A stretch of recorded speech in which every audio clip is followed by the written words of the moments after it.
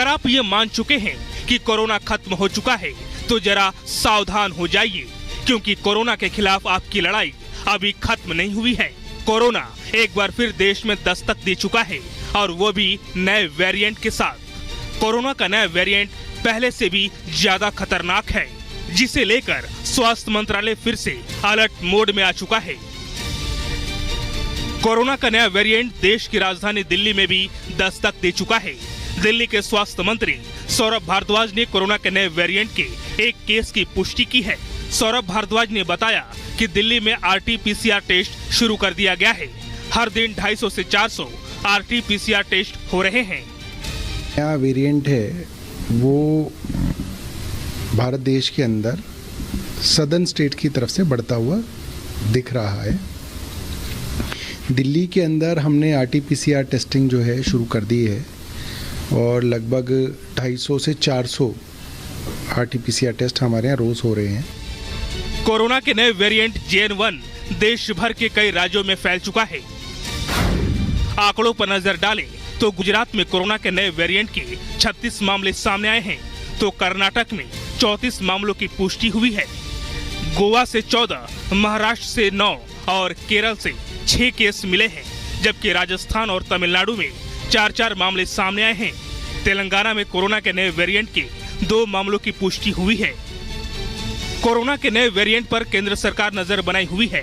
केंद्र की तरफ से नए वेरिएंट को लेकर प्राइमरी एडवाइजरी भी जारी कर दी गई है। केंद्रीय स्वास्थ्य मंत्री ने कोरोना के नए वेरिएंट को लेकर समीक्षा बैठक की थी। केंद्र की तरफ से कोरोना के नए वेरिएंट को लेकर राज्यों को चिट्ठी लिखी गई है, जिसमें राज्यों को नए वेरिएंट को फैलने से रोकने के लिए सभी जरूरी कदम उठाने के निर्देश दिए गए हैं। Bureau report, Republic Bharat. इधर पुंछ में हुए आतंकी हमले के बाद रक्षा मंत्री राजनाथ सिंह ने जम्मू कश्मीर का दौरा किया और पूरे हालात की समीक्षा की। यही नहीं, आतंकियों से निपटने के लिए अधिकारियों को जरूरी निर्देश भी दिए गए हैं। रिपोर्ट आपको दिखाते हैं।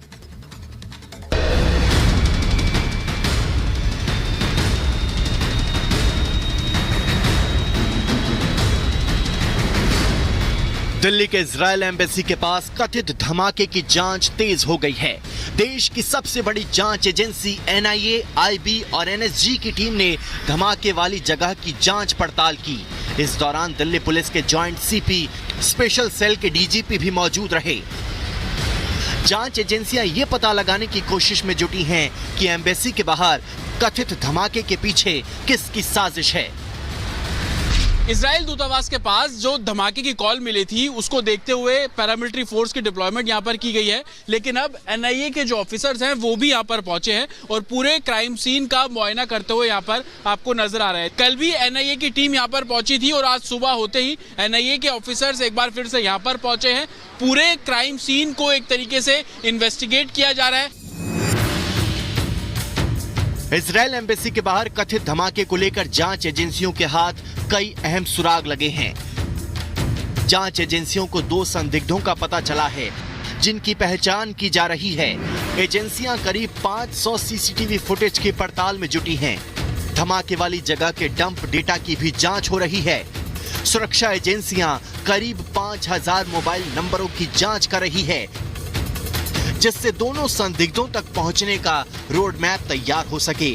एजेंसियों का मानना है कि इन दोनों संदिग्धों की गिरफ्तारी के बाद कथित धमाके का राज खुल जाएगा। पूरे क्राइम सीन को एक तरीके से इन्वेस्टिगेट और इंटेरोगेट करने की कोशिश यहाँ पर की जा रही है। और जिस तरीके से लोकल पुलिस इस पूरे मामले को इन्वेस्टिगेट कर रही है, लोकल पुलिस आसपास के जितने भी CCTV कैमरे हैं उनको एनालाइज कर रही है। CCTV कैमरों के जरिए जिन 2 संदिग्धों के बारे में जानकारी मिली है, उन 2 संदिग्धों के बारे में भी NIA के जो ऑफिसर स्पॉट पर पहुंचे हैं वो जानकारी ले रहे हैं।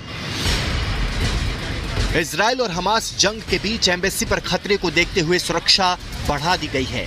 एम्बेसी के बाहर पैरामिलिट्री फोर्स तैनात की गई है, तो दिल्ली में यहूदियों से जुड़े धार्मिक स्थलों की सुरक्षा भी बढ़ा दी गई है।